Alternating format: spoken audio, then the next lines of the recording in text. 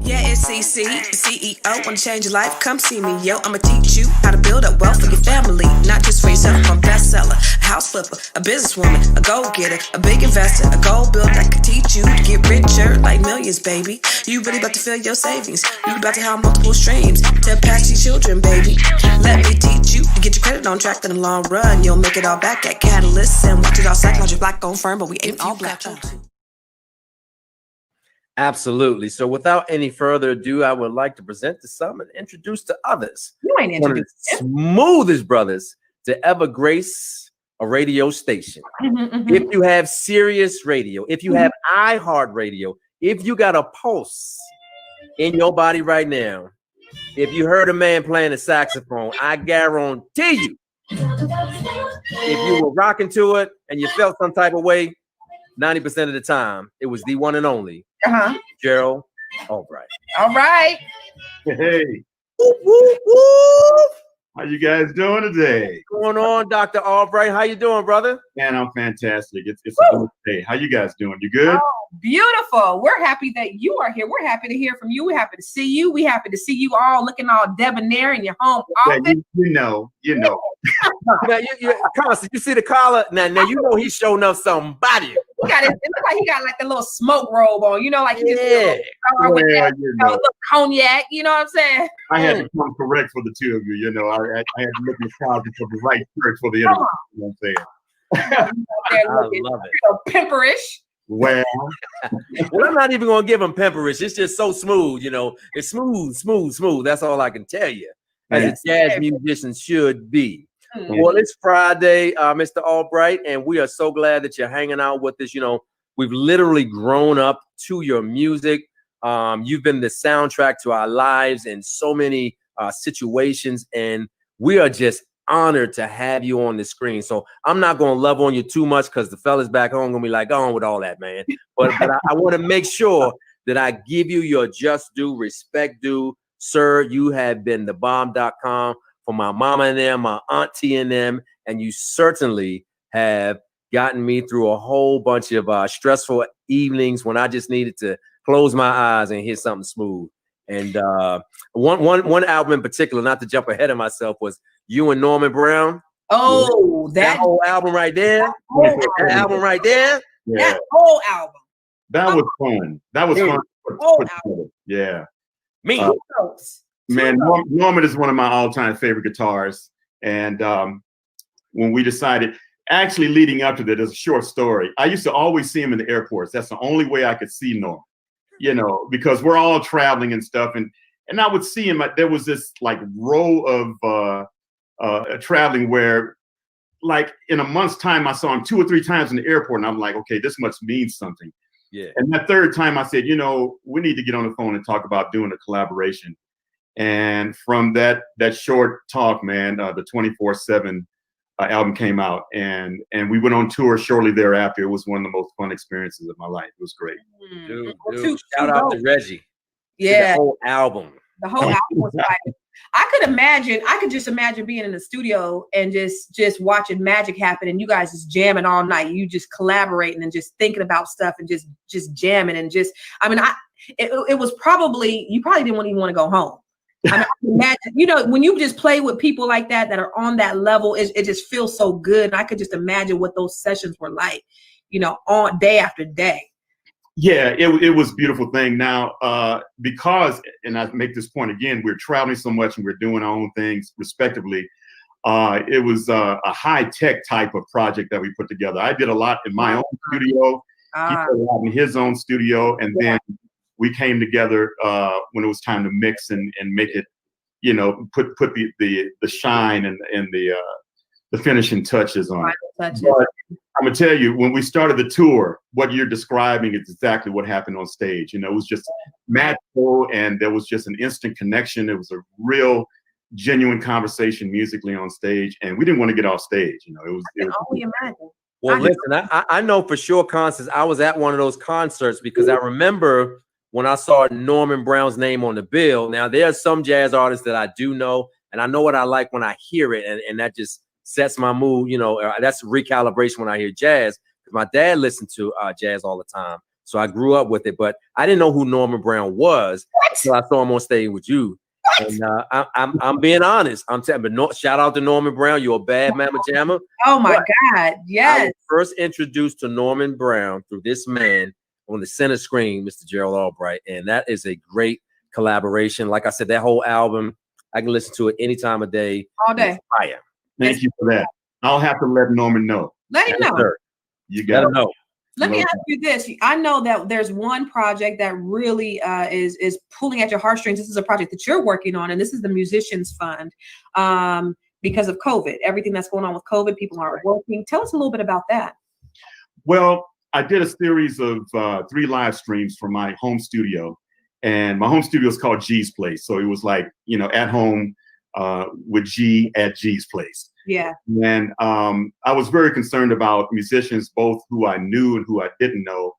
And all of a sudden, this pandemic just jumped on everybody. And now people went from paying bills and paying mortgages and stuff to, okay, what do we do next? Yeah. And so, you know, at that point, they were talking about, you know, the stimulus package and when are the checks going to come? And I said, well, you know, that electric bill is not going to wait on that stimulus check. Right.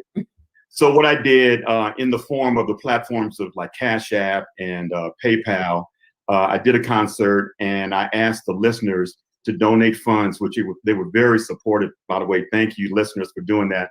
And we turned that money right around and we issued it to musicians who needed help. And we did a series of 3 live streams, and I was very honored and proud to just kind of pay it forward. And the musicians were very appreciative. So it was just something that I felt I wanted to do while I was home, you know, and just do a good deed. I think all of us need to do our good deeds for the day, you know. Yeah. Yeah. Now, do you still have that? Is that still going on? Is it something that we can still donate to? Absolutely. Absolutely. You can donate to my Cash App, which is the $ Gerald AA. Or wait. Yeah. Go AA. Yeah, the $. Hold on, Constance. I'm not there yet. Wait, I'm still on the pay part. I'm posting it in the chat. Gerald AA. Okay, $ Gerald AA. Or you can go to PayPal and use the what is that @ sign, the A circle, Gerald AA and the number 1. And between those 2 formats, you can donate, and I'm sure the musicians would be elated for the financial support. Constance, I just put 5 on it. Right on, Robert. Wow. Thank you, brother. I put a 0 behind it though. Oh, God bless you. Yes, sir. God bless you. I love it. So Gerald, I mean, that is an absolutely admirable thing to do. I'm not sure how you came about doing that, but paying it forward is a big part of what Constance and I believe in. And we certainly like to do that, celebrate Black excellence, Black businesses. So when you are supporting your community in such a way with cash, you know, it's one thing to give some kind words, to give some awards and trophies, but when you do it with some dollar bills, that is completely awesome. And I salute you for doing that. But one question I wanted to ask you though, jazz is such an improvisational music and art form, right? Hip hop artists, they have icons like African Bambaataa that they can look back to, Curtis Blow, right?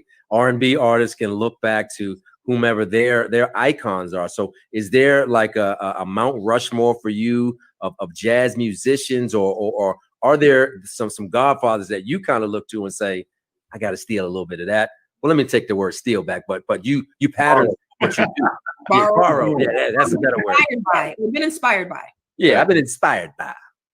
Well, that's a great question, Rob. If I could just say that there's 2 saxophonists that are like my musical bookends. When I was younger, and I still am, a huge James Brown fan.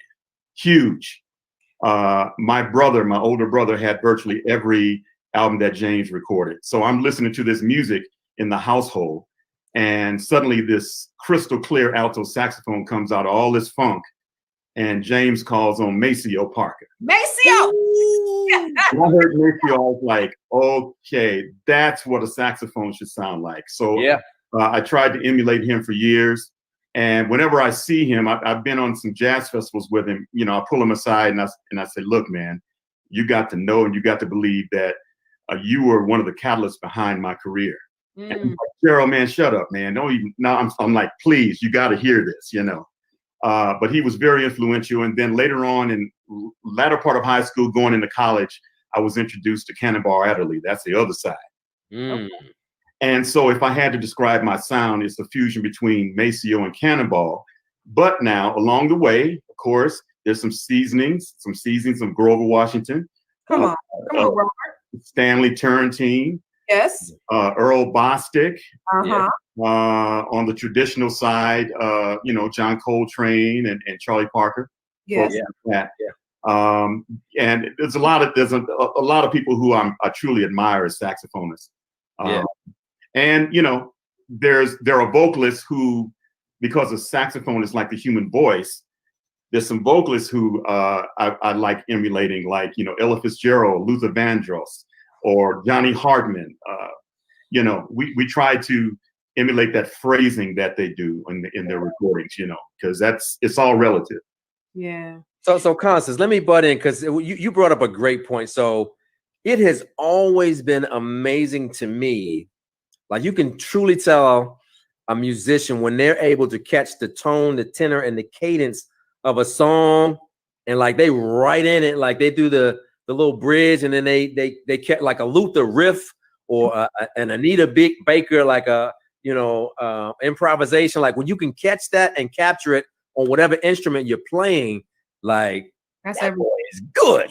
That's everything. How do you do that? Is that just an inspiration? Is it practice? Like, yeah, it's all of that. It's instinct, is inspiration, is practice, it's repetition.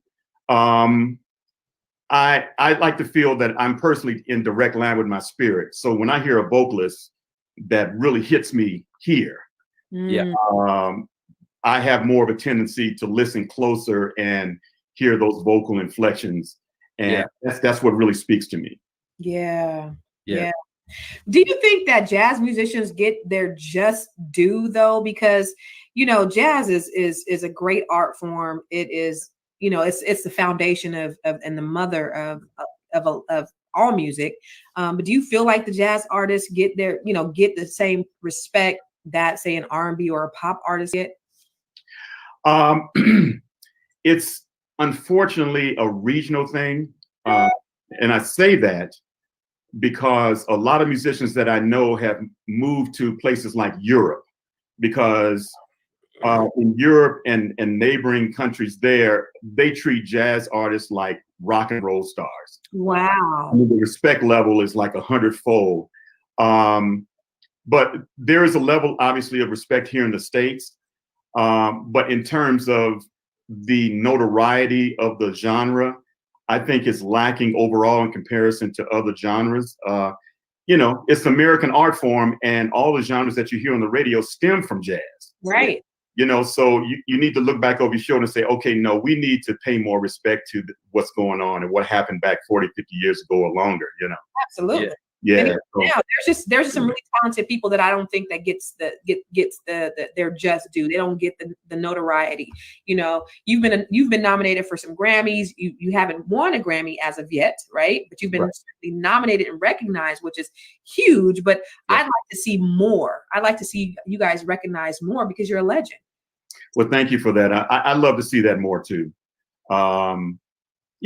It's a political overtone to it too. And we can go deep. We can go deep on it, but I'm sure you can read between the lines on that statement. It's a political thing, and but guys like myself and my comrades are on a mission to really broaden the popularity and the respect level of what we do. We're on that mission on a daily basis. So. And I totally agree with you, Gerald, because you think about some of the best soundtracks, movie soundtracks.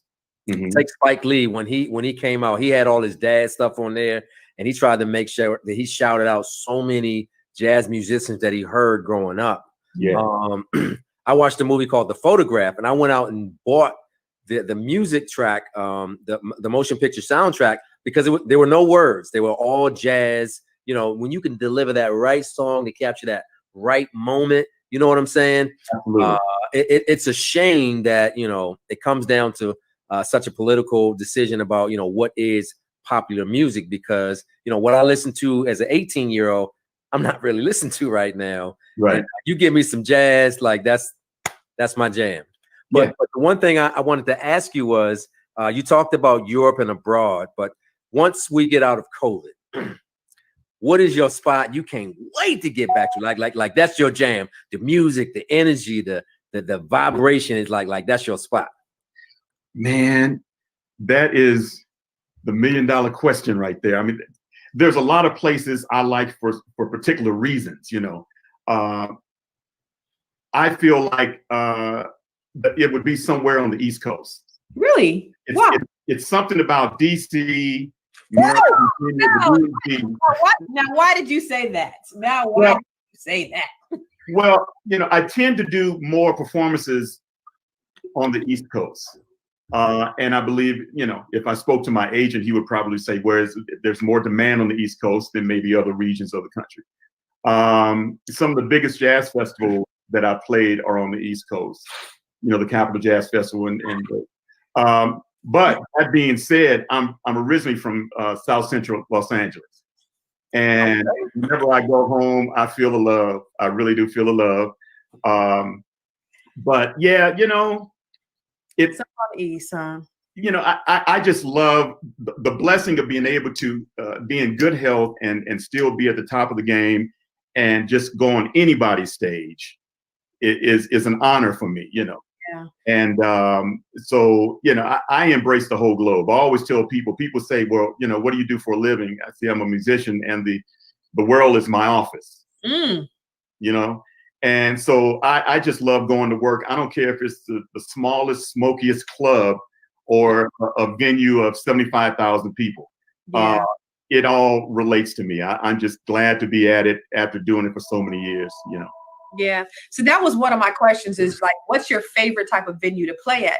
Because my favorite, I love supper clubs. I love going to smaller venues and just kind of having that vibe where you don't have a whole, it's not a whole stadium, but I also love a jazz festival, just being out and feeling the vibe. Like, how does that feel? The sun is beating down. There's a sea of people that are on lawns and lawn chairs, just having a good time. Everybody is vibing. You have families, you have people from all walks of life, like that. The energy is just electric. You know what I mean? It really is, Constance. And it's a rush for me. Yeah.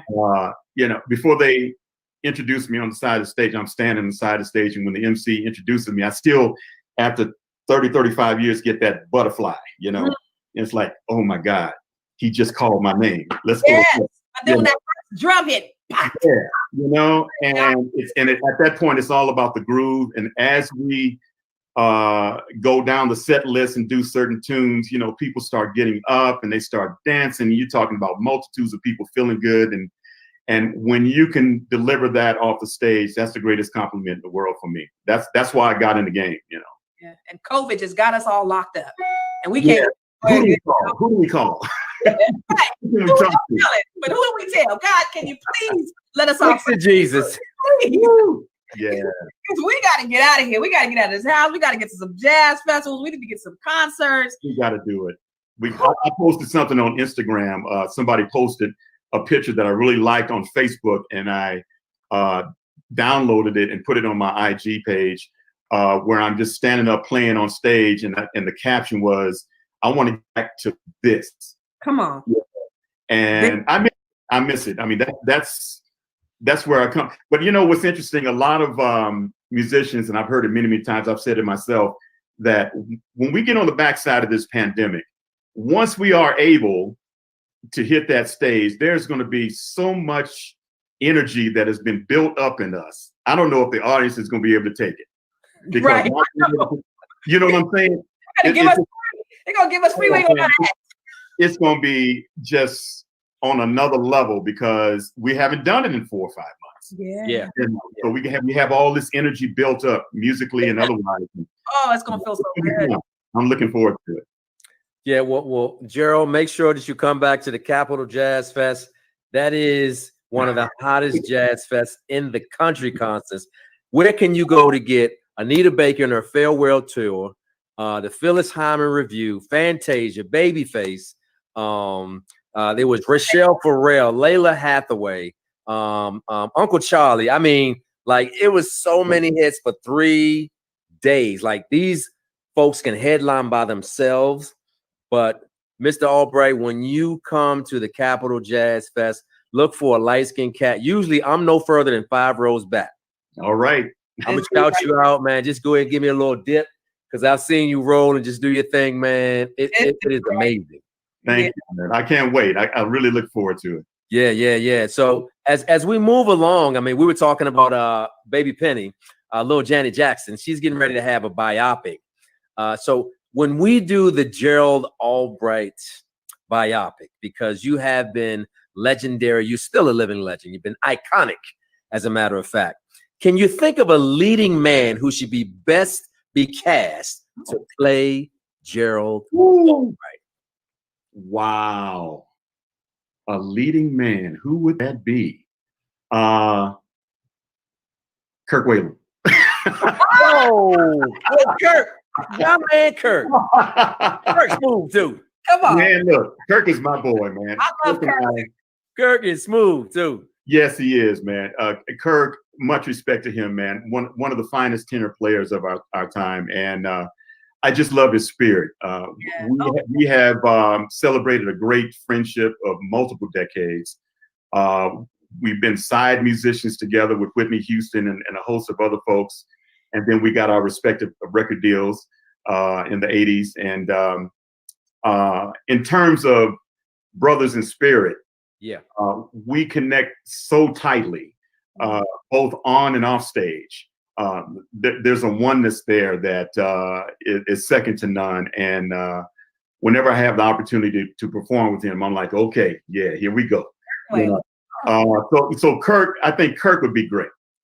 Yeah, so, real quick, Constance. Let me say this. So Kirk is a bad boy. I've been liking Kirk for a long. Before I even knew what his name was, I've been loving Kirk. But when he did the gospel according to jazz, when he did the Layla Hathaway "Make Me a Believer," oh, come on. Yes. Yeah. That's my joint right there. All day long. Yeah. Yes, that's my joint. So talking about current saxophonists like yourself, your colleagues, who are your top 5? Like you just said Kirk. So who are your top 5 saxophonists? Current. I'm trying to make Gerald get in trouble. Only 5. The list is longer than 5, but Kirk is on that list. Wow, see, that's a tough question, Constance, because a lot of my favorite players aren't with us anymore. You know what I'm saying? Oh man. But I would say some of the beasts out there: Kirk Whalum, Sanborn. David Sanborn, David, Everett Harp is a beast. Joshua Redman, Branford Marsalis, the whole Marsalis clan. Yeah, these are guys that really did the homework. You can tell that they spent hours upon hours in the practice room and said, "Okay, no shortcuts. I'm gonna do this for real." You can hear it in the playing. The other thing, just a side note, my favorite players are those who, when they put the mouthpiece in their mouth, they're telling a story. There we go. They're not just playing notes, but you can almost read their birth certificate by the way they play. Come on, brother. You know what I'm saying? Talk about it. And when it gets to that level, I mean, let's say on guitar, B.B. King, when B.B. King played a guitar, you heard his entire story. Yeah. You know where he comes from. You know what kind of food he likes to eat. Yeah. The kind of slang he's going to use when he talks. I mean, everything is in that guitar, Lucille's. Well, the same thing applies to saxophone players. There's certain guys like a Kirk Whalum who you can hear their story. And that is the synonym to that is the it factor. That's what I think is the it factor for a musician, where you can hear the story. So it's interesting that you said that, Gerald, because this is between Constance and I, because we're such music aficionados. So we love when we come to the concert, including the jazz festival, we know your song. We listen to your song. We sing your song. And when you get on stage, for my $199 or whatever it is I paid for this ticket, I want you to sing the song just like Played it on the CD. radio. Don't you get up there and start playing with me now. you get a Johnny Gill or a Fantasia, and I love them both. Yeah. They go running from here down Mississippi and back. Hey, sing I'm like, that ain't the song right there. I ain't going to applaud that. That is not the song. I hear you on that, man. I hear you.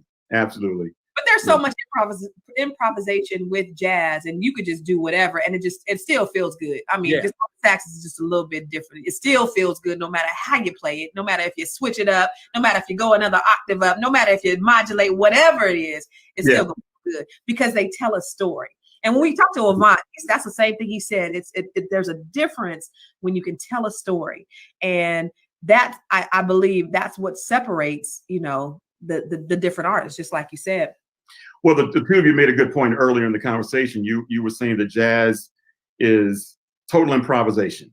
Mm-hmm. It's in a millisecond of time, the brain is translating what the spirit is bringing to the surface. Yeah. When you get 5 or 6 guys on stage, depending on what mood they're in, they may play certain chords on Saturday night that they didn't play on Friday night, which makes you play different.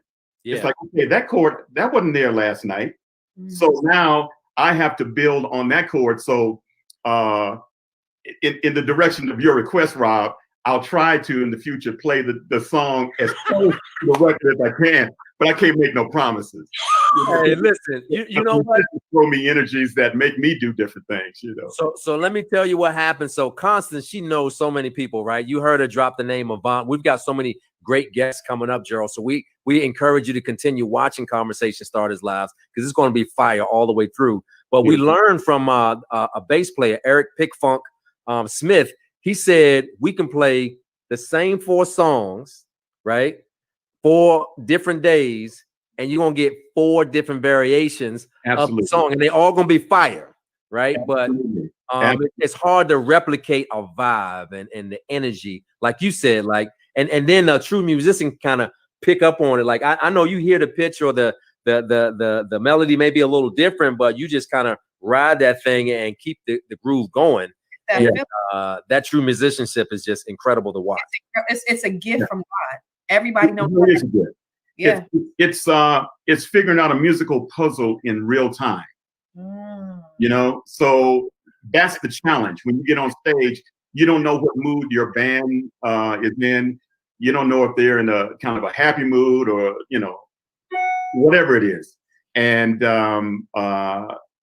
you just go out there and you close your eyes and you just kind of digest what they give you, and through your microphone, you transcend that to the crowd. And that's always fascinated me.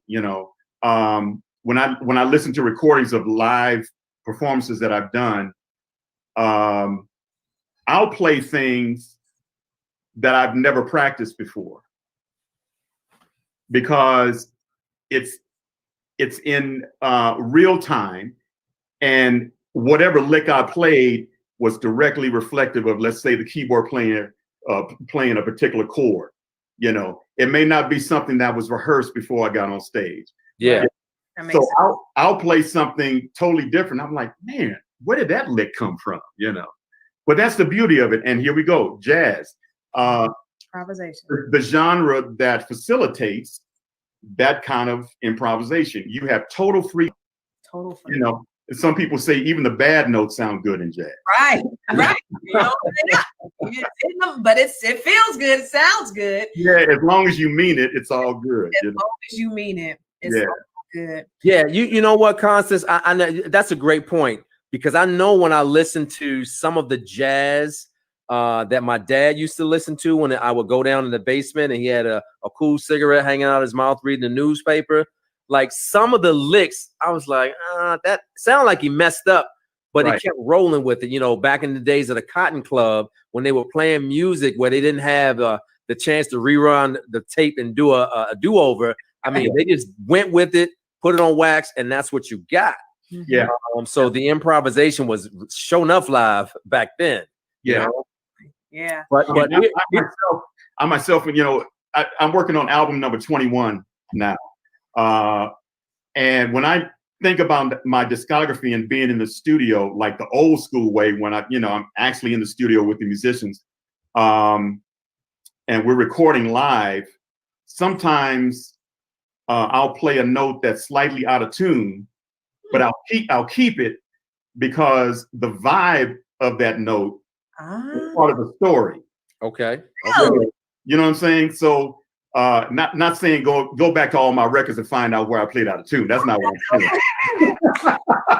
But I'm saying, sometimes it's more than the note being in tune. It's the feeling on top of the note. And so I told the engineer, we're going to keep that note. I don't care if it's out of tune or not, because that's what I wanted to say. Yeah, that's where you're going with it. Yeah. Now you play the saxophone. Everybody knows you for the saxophone. Yes. But you also get down on the bass. What other instruments do you play? And what's your favorite instrument to play? Well, I have to say alto saxophone is probably my first love, because that's what I started out on.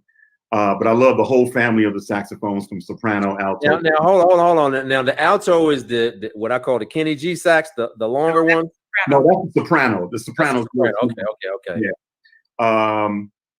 And the alto is like the next one in line in terms of size. So choir.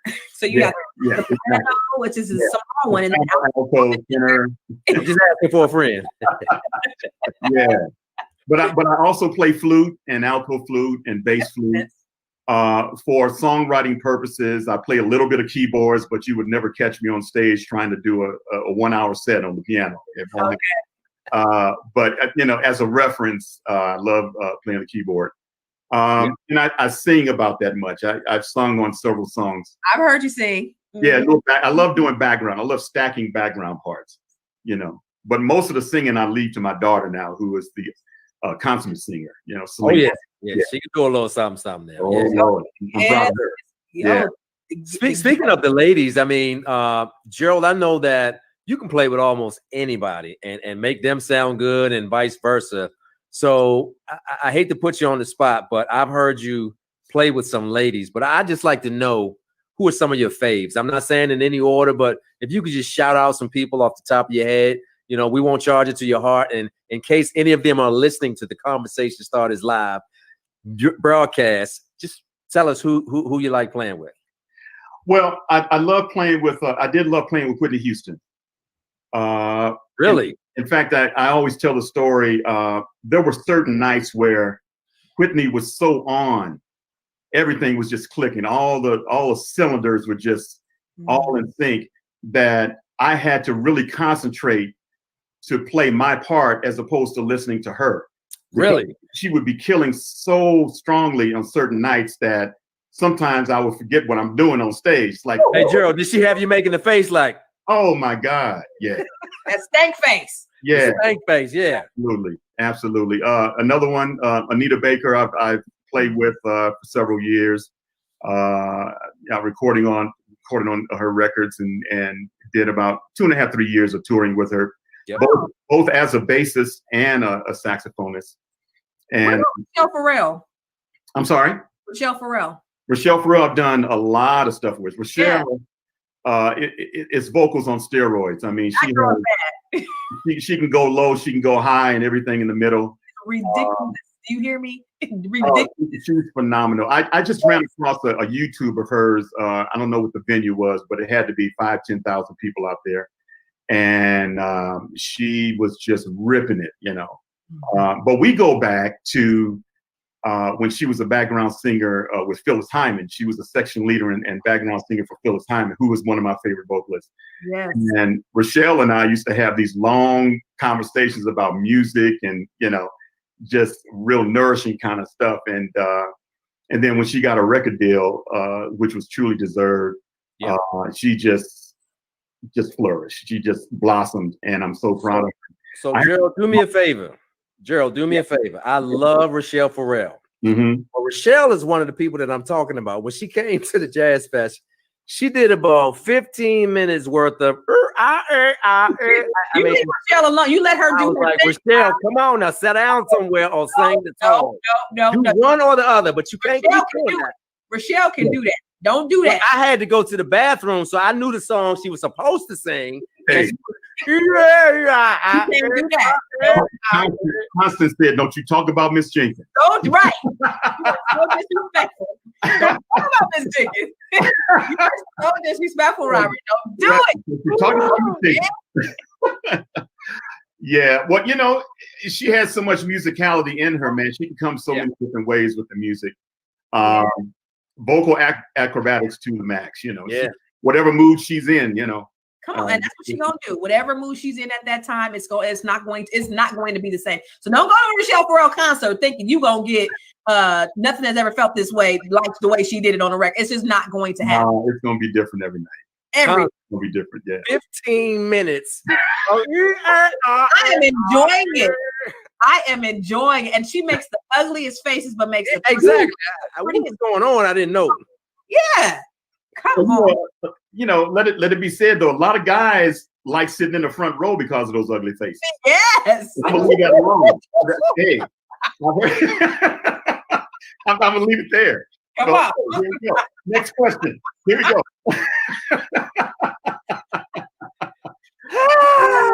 You worked with George Duke. Oh yeah. How was it working with George Duke, the legend? George, I tell people all the time, he was my industry dad. People always thought we were like a father-son kind of team. Yeah.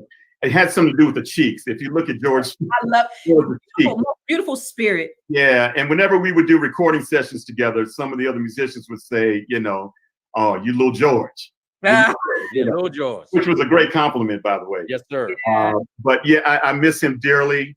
I still have a text message from him on my phone that I refuse to delete. Wow.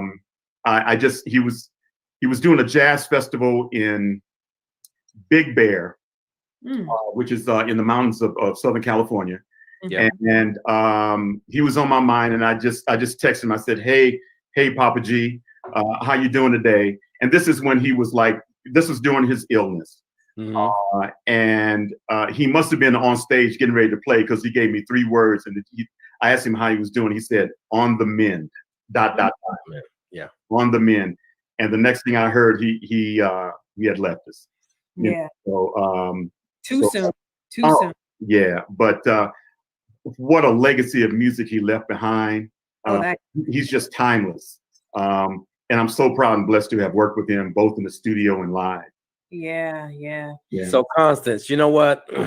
I just want to say right now that I am pinching myself. Y'all can't see, like up here, I'm like cool, but I'm pinching myself because I'm on screen with what a legend, Gerald Albright. Yeah, living legend. Thank you very much. What I want you to do right now, if you're in the Conversation Starters Live listening audience, I told you one time to tell your mom and them. I told you to share this thing out. I told you to heart it up and like it up. I'm going to ask the question y'all keep texting me about. If you see me looking down, Gerald, it's because 111 people keep saying, is he going to play? I mean, make him play. Ask him to play, please. Anything. I mean, he's really intelligent, but please ask the brother to play. So for a friend, Mr. Gerald Albright, I know that you are a jazz icon, an aficionado. And I know that you can do anything. You know, Constance, one time I asked Constance to say a rap. We were on a live. And let me tell you, this child did a whole rap with no fear. So I love fearless people.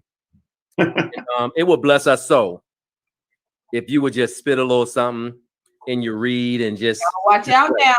Well, you know, Rob, since you're gonna make me do it, man. Since you're gonna make me, I'm gonna take you all the way back. I'm gonna take you all the way back to the beginning, 1987.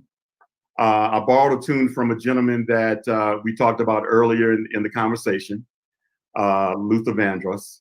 Okay. And I borrowed a tune called "So Amazing." Which, went something like this.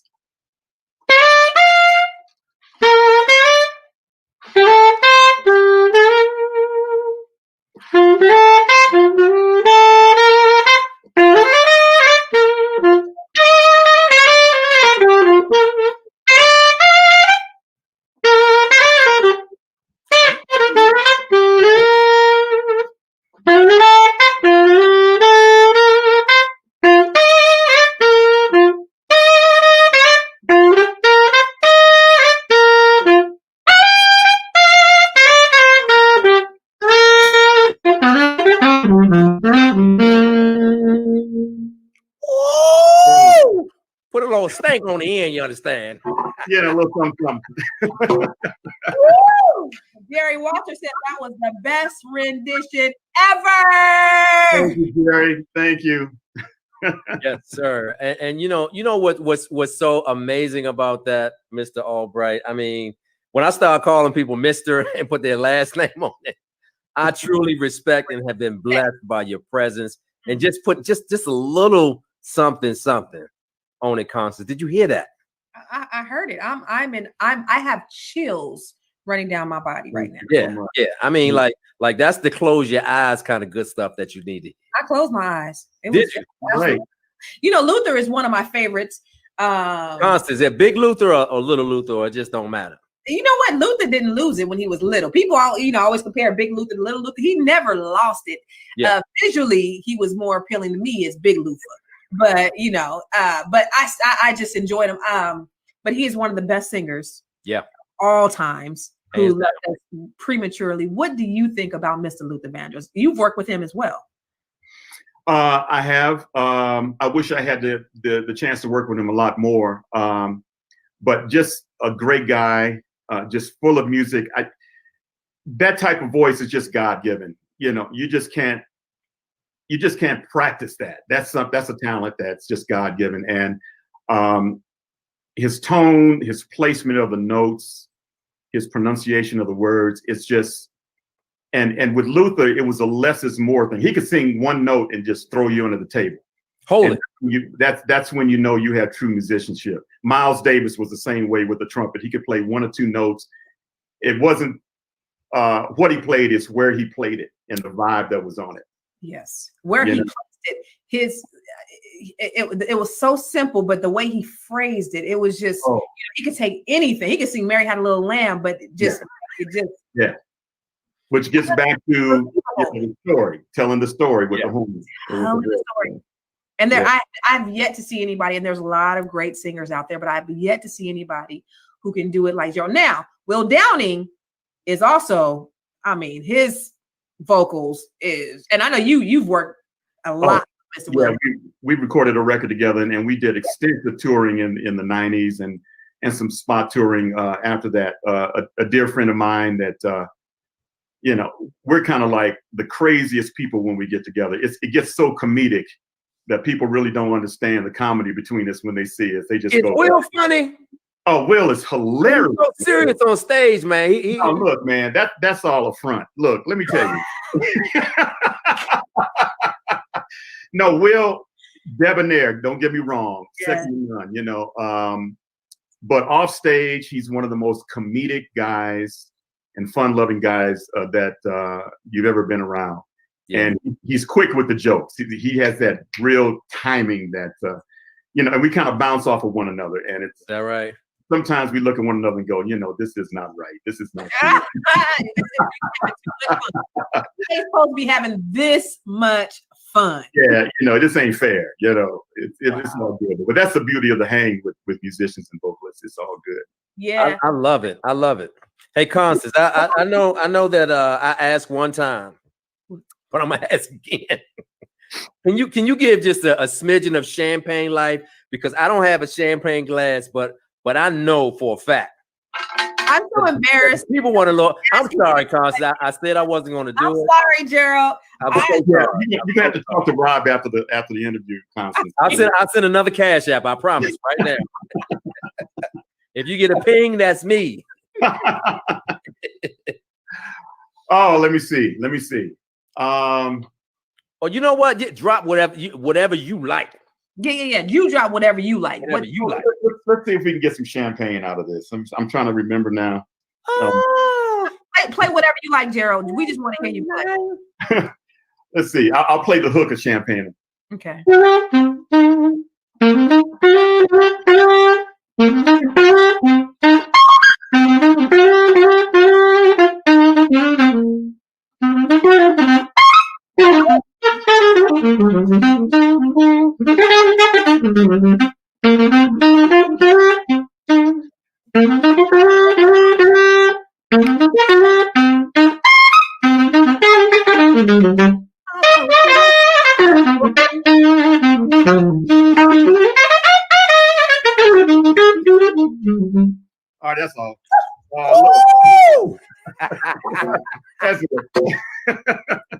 Man. You don't stop showing out right now. Hey.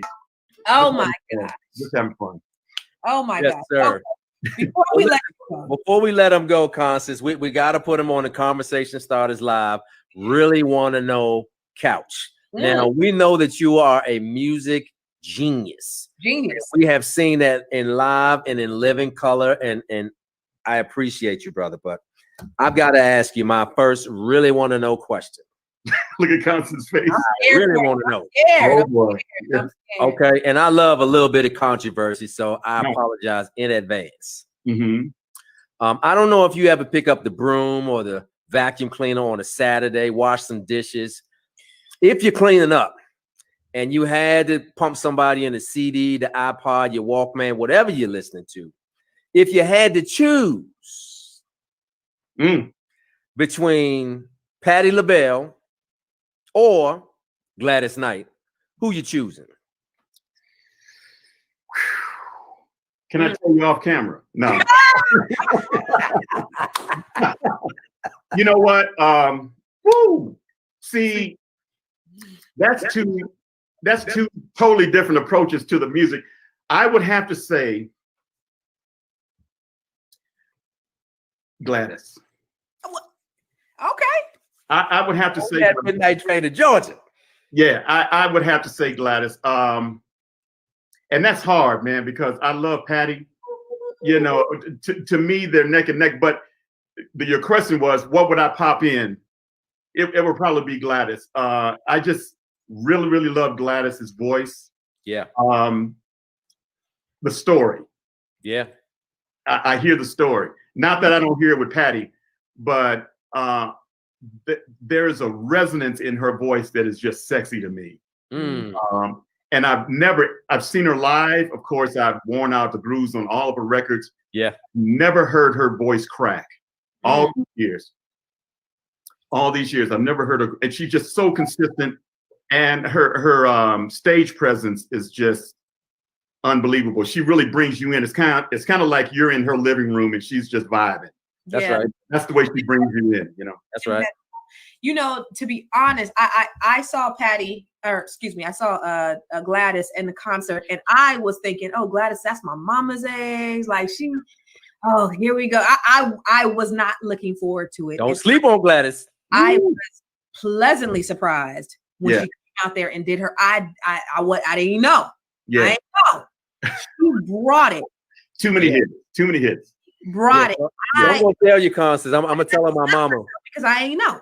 Listen, I'm gonna tell her my mama real quick. Mama, I love you, but just for the show, I just got to tell people they ain't gonna meet you anyway. My mama had a boyfriend, and she was sure enough mad because he loved himself some Gladys Knight, and I was too young to understand why the lips were such an important part of the body. They had the biggest argument about Gladys Knight's lips. I was clueless, but now that I'm older, we love you, Gladys. Yeah, everything. Nothing wrong with a woman with some lips. Blessings on various levels.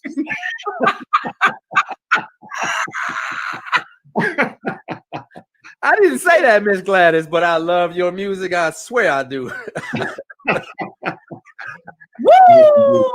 And if you've never met her, she's one of the nicest people on the planet. Yes, sir. Nicest people on the planet. You know, just her fame never changed, her demeanor and her way of dealing with people on a day-to-day basis. And I really admire that. You know, she has a great, great spirit. Yeah. I love it. I love it. Because when your spirit can transcend, you know, your status, that's everything. Yes. You can't take your attitude with you when you pass away. And you know, we were talking to Eric that time, and he was telling us one of the people in the industry that he thought was a super, super jerk. And he said, okay, maybe it's because this was this time of day.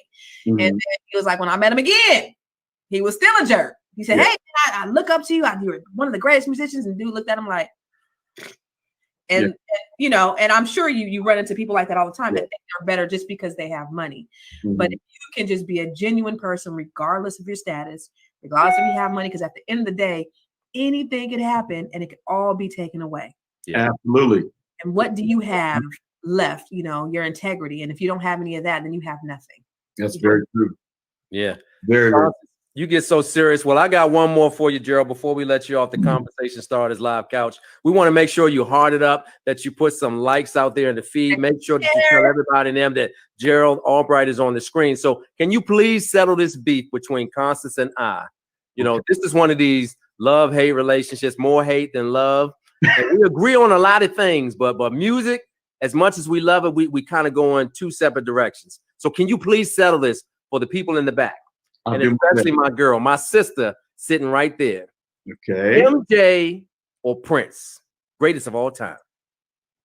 MJ. Okay, let's talk musicianship. Let's talk musicianship. Let's talk musicianship. You always go there. You always go there. Well, it's really depending on what you're asking. I mean, in terms of entertainment value, in terms of his videos, in terms of the way he thought, everything was big for Michael. You know, he really changed the music industry with his approach to videos and the sensational shows that he did. The production was just, you know, second to none. But now, if you're talking about musicianship, Prince, I mean, he can play anything, everything, right? Yes, very well. Yes, you know, and funk you under the table. Yeah, so it's really depending on which category we're talking about. Yeah. But I appreciate both of them equally for what they do. You know, but Michael has always just been fascinating to me. Just, you know, in terms of how he embraced the globe and how the globe embraced him. Yeah. He was a superstar. He was an absolute superstar. And he raised it. He was like what Tiger Woods does to golf. You know, he just raised the bar. Yeah. Yeah. By the way, are you a golfer? Are either one of you golfers? I can do a little something out there. There was a time when I used to stay up the green, but I can do a little something. All right. I'm just curious. I see you out there. Oh yeah, you know, I would be going crazy if I didn't have my music in golf. Yeah, that's what. Oh man, that's what settles me. I played a round of golf yesterday, and you know, just walking the course and seeing the wildlife, and with some social distancing, being out there with some friends of mine. Sure. I have a mask on and everything, you know. But it's just the greatest hang. You know, I'm a nature boy. You know. Yeah. No doubt. I live by a golf course, and ain't nobody social distancing out there. I see them out there, no masks on. I'm like, they ain't even doing that. Put the mask on, gotta have it, man. They ain't out there doing what they supposed to be doing. Yeah. So let me ask you this: so there's a heavyweight fight coming up. Roy Jones versus Mike Tyson. Oh. Well, are we talking young Roy and young Mike? They're getting ready right now. They are getting ready. Yes. Yeah. They are getting ready. It's an exhibition match, but I think it might be 8 rounds. Really? Yeah. Well, I'm gonna be on top of that. I haven't seen Roy lately, but I've seen Mike. Mike is still in shape, man. Yeah, I seen him fight. Good. I'm scared for Roy. Yeah, and if the punching power of a Mike Tyson, as long as you keep your ears out the way, you know, the punching power of a Mike Tyson is just second to none, man. So we'll just have to see what those 8 rounds bring. Yeah, listen, Roy don't want that smoke. Yeah. Listen, I give Roy a fighter's chance simply because he probably has better ring generalship than Mike will. But that first round, Mike is going to be an absolute hurricane. Oh, yeah. If he put hands on you, it might be a problem. Yeah, it might be a problem. Yeah. I hope it lasts. I hope it's not one of those things where, you know, it's 30 seconds into the first round and then somebody gets knocked out. I mean, let give me 2-3 rounds at least. You know, it might connect. It might be a problem. Yeah. Well, you know, the one thing that is great about it, I would love to see. Can you imagine this, Constance? Gerald Albright on stage on one side, and then like Kirk Whalum on another side. And then you throw in who else could I throw in there, Constance? Can I put somebody on the bass? Oh, no vocals. Marcus Miller? Yeah. Whoa! Yeah, put Marcus, my man Marcus. Yeah. You put Marcus back there, and then we need one more. It had all four corners. Who's on the drums? Who's on the drums, Gerald? Woo! I'm gonna say Dennis Chambers. Oh, good one. Yeah, man. And then just let Dennis go and just lead him into something, and just let him riff on top of it. Oh, that's that would be awesome. Get Norman Brown on the guitar. Norman Brown, bring him on. Over to pick something. Yeah, yes, sir. Yeah. Let's make that happen. Let's make that together. Matter of fact, we may do that. See, what's happening, Gerald, is we're getting ready to, in 2021, we're going to go to 12 cities around the country. There'll be some smaller venues where it's an intimate setting post-COVID, if the Lord be willing. And we want to put something like that together because we love music so much that we want to be part of something epic. And so I just thought about that just now, Constance, because you'll have Marcus Miller, Gerald Albright, Dennis Chambers, Kirk Whalen, Dennis, and then Kurt. Norman Brown. We need a keyboard player though. We gotta have a keyboard player. Yeah. Who's on keys? Wow. Let's see. Well, Bob James is a little too slow, so let me see. I would love to say Joe Sample, but may he rest in peace. May he rest in peace. Let me see. It's depending on which way we want to go, but a Herbie Hancock would be awesome. Herbie would be killer. Now Herbie could kill it. Matter of fact, he might out. Did you ever see Mo Better Blues with Denzel and he might outplay y'all, Joe, because y'all might not have a spot. Man, Herbie got so much music in those fingers; it's absolutely scary. Yeah. Yes, sir. Yes, sir. Yeah, y'all might not get on if Herbie's on the keys. I know, man. You know how insane that concert would be, Robert? Absolutely. Yeah. Don't yeah. think that into existence, boy. Oh, but listen, but you know what I would call it? I would call it smooth jazz, one night only. One night only. Okay. I would holler at my folks at Netflix, Amazon Prime TV, broadcast that thing around the world. It would be really impromptu. I would let you come on, do your sexy thing, Constance, and then I would come on and do my thing, and then I would just get out the way and sit down somewhere and just let them go. That would be awesome. Let's speak that. Let's definitely speak that. Yeah. Don't be telling our secrets because we're gonna put it together. Don't let everybody know. All right. Between three of us. That's right. And the whole wide world. That's right. So Marlo said, Gerald versus, who would you challenge? Have you been watching the versus challenges on Instagram? So they've had Erykah Badu versus Jill Scott. They had Snoop versus DMX. Babyface and Teddy Campbell. Teddy Riley. Everybody remember that one. Yeah. So who would be your versus? Now, mind you, versus is not a competition. It's more of a celebration. So it's like you going match for match. You playing your hits, they're playing their hits. You celebrating one another. It's more of a collaborative effort. So like somebody that you're really fond of, but that could get with you because you got 20, 30 albums. Well, I'm working on 21 actually. 21 albums. Yeah. Oh, somebody to have that kind of longevity. I would have to default once again to Kirk Whalen. Yeah. Yeah, I would. That would be bananas. Come on. Me on alto and Kirk on tenor. We'd make that happen. That would be very, very cool. Robert, look into my eyes, Robert. I can do that. I can do that. All right. Yeah. Make some phone calls happen. Jerry years old. He coming to one night only. Very well. Oh, Boney James. Oh, Boney's bad boy too. Boney, good dude. Yeah. He's bad boy. No, but I like the lineup you had. I mean, you got Herbie, Kirk, Gerald, Norman, Marcus. then Dennis. And Marcus and Dennis. That's unbelievable. That would be crazy. Ain't no more room left. that's 4 hours right there, nonstop. Right. Like, can we get 4 hours? Can we get 4 hours of y'all jamming? Just you gotta give them a water break. I mean, all of us are AARP now. I don't know about 4 hours. I mean, come on. 4 hours. I might give you 2.5. 4 hours. Encore. Nah. You know what though? You know what? It would be fire though. I mean, just like an hour and a half, 90 minutes. That's good enough for television. Let them do like a medley, like all of them, and then just like had a spotlight on one to the other. And man, that would be fire. Listen, Brian Culbertson. Brian's a bad boy too. That's what I said Brian Culbertson too.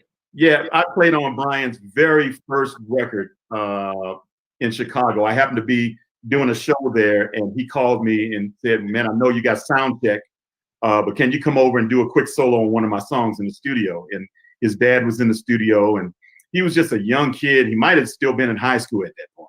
Wow. This was his very first record, and I had the pleasure of playing on it. And look at him now, you know, he's doing killing. Yeah, phenomenal. He's got a great show. Yeah, I saw you. I don't know who. I know it was you. It was your daughter and your daughter. Okay, so tell me what your daughter's doing before we let you go. Tell us what your daughter is doing. What is she up to? I'm so proud of her. She's a new mommy. We're grandparents of a lovely 4+ month old boy. His name is Gavin. Congratulations. Eli. Yeah, thank you, Gavin Eli, and he's a charmer. I'm just throwing credit cards at him already. I know. Pop up. A whole nother level. It's just like I said, you love your grandkids more than you love your kids, which is man. They said it's possible. Well, you know, I'm only 4 months in, and I really love my kids, and Brandon. So that's a wait and see. Yeah. This kid Gavin is just so precious, and our daughter usually does daily FaceTimes or pictures of the day for my wife and I. You know, she'll send them every day. Yeah. Because he's learning new stuff every day. You know, he's just started this past week eating real food, so he's getting like scrambled soft eggs and pureed this and that, and you know, he's tasting stuff, and I'm looking at the expression like, okay, this isn't breast milk, this is something else, you know. It's tasting. But it's so funny to watch, you know. But yeah, so she's being a mommy, but she's in the studio cranking out her new project. Okay. We're both trying to figure out when we're going to be able to hit the stage again together. So that's, who knows. But she's doing great. The entire family's doing great. My son is a videographer, and he's doing a lot of videos here in the Denver area. Very, very talented. He went to school for that at the Institute of the Art Institute of Colorado, and so he has a degree. He's serious about it. Yeah. And you know, my wife has her gourmet desserts, and she has a new waffle mix.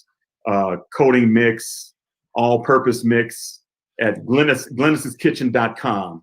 Glennis, spell Glennis. GLYNIS. Glennis'sKitchen.com. All right. So, Constance, I heard that Gerald will be on sax in this one night only smooth jazz. Glennis will be on the cakes and pies, and his son will be the videographer. You got it all covered. I got it all. Yeah, I got it all. Selena will sing. Yes, and Selena gonna rip it on the MIC. Yes. Wow. What made you move to Denver, being from LA? You know what? I needed a change. It was a change of life. It wasn't a career move at all. It was just I needed something different.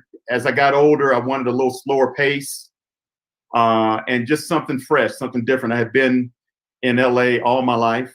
Yeah. And I still love LA for many reasons. I still have friends there that I just love to see. But, you know, your spirit tells you that sometimes you just need to make a change and just kind of press the reset button and move somewhere else. And Denver was a good move for us. We've been here 15+ years now, and just really enjoying it. Yeah. Really enjoying it. Yeah, it's very cool. Wow. Seems like you, I watch you, I follow you. So it seems like, you know, it's just a good life. You know, you're on the golf course, you're spending time with your family. It's real slow, real easy, just easy, balanced. It's just, you know, it's a sense of contentment that I've been looking forward to for a long time. And, you know, the hustle and bustle that you get in LA. Right. The traffic in LA, I do not miss. The smog. Yeah. So we have an element of smog here in Denver, but it's nothing like LA. Denver is kind of nicknamed the small city that made it big, you know, and it's constantly growing. Yeah. When we moved where we live, it was basically, you know, a housing development, a grocery store, a gas station, and a bank. Now it's just like. Now they got a Walmart and everything. It's all good. So yeah, Oh yeah. my gosh. So listen, Mr. Albright, you have blessed our socks off. And typically we have guests on and we hold them to like 30 minutes. We have gone an entire 60 minutes plus with you. Yeah, And so that is a tribute to the cool guy that you are. thank you. You're absolutely down to earth. And you're super talented. And I don't say that lightly. I'm from the East Coast, DC. We don't brag on guys unless we really mean it. And oh, that what it is. I'm trying to choose my words carefully, but you know what I'm saying. I know what you mean. You guys, you don't want to say girl too much, Rob. You We don't, don't do that. We you're don't real do that. curious. You're very honest about your artists, and you take them seriously. I dig that. I get you. Yes, Yeah. sir. So we thank you for being a part of the Conversation Starters Live broadcast. What is the best way for our listening audience that doesn't know you? Because the one thing that I find, no matter where you go around the country, like Constance and I can think that there's an artist who's absolutely fire, and we'll mention their name. I never heard of them. like, Yeah. wait, how? Yeah. I want the world to know what is the best way to experience some Gerald Albright. And I don't care if you give your personal phone number, whatever it is that they need to know to get in touch and experience what it is and who you are before that 21st album drop. So when you put it out there on iTunes and Tidal, I mean, I want them to gobble it up because we believe in supporting Black excellence. We believe in supporting artistry. We believe in supporting musical talent like yours. So what is the best way that we can get in touch with you, that they can experience you and see more of this? Well, thanks for asking the question, Rob. Really, the hub for my communication is my website at www.geraldalbright.com. You can go there, and then it'll take you to all of my social media. It has my whole discography there. It has my bio of what I've been doing since I was a little bitty kid with hair, and you know, so that's the base. Go to the website, geraldalbright.com. But for all your listeners, you know, you can follow me on Instagram. Just keyword my name, Gerald Albright. Just follow me on Instagram, Twitter, Facebook. We're going to have some exciting things happening, pandemic or not. We're moving forward. So we want you to keep in close touch with us. Yeah, I love it. Well, listen, you, in my opinion, are one of the greatest, and you have not gotten all your just due. I want them to give you your roses and your flowers while you're still here. You absolutely deserve it. Come you on. are class act, and you're super talented. I mean, it is a gift poured down from the heavens. And so we appreciate you being here with us, brother. This has been an amazing conversation, and we are truly humbled and blessed. Thank you. Thank you for the invite, and I love some Rob and Constance. So let's do it again. Ooh, go on now, Gerald. You're gonna make me cry on here. All my boys are watching now. All right. Listen, my name is Robert Antoine, along with the lovely Constance Carter. And this is Conversation Starters Live, where we believe that for every situation, there is a conversation. Hashtag Conversation Starters Live. You have seen the one and only Gerald Albright. You ain't got to go home, but you got to get up out of here. We love you. Peace. Hold on, Gerald.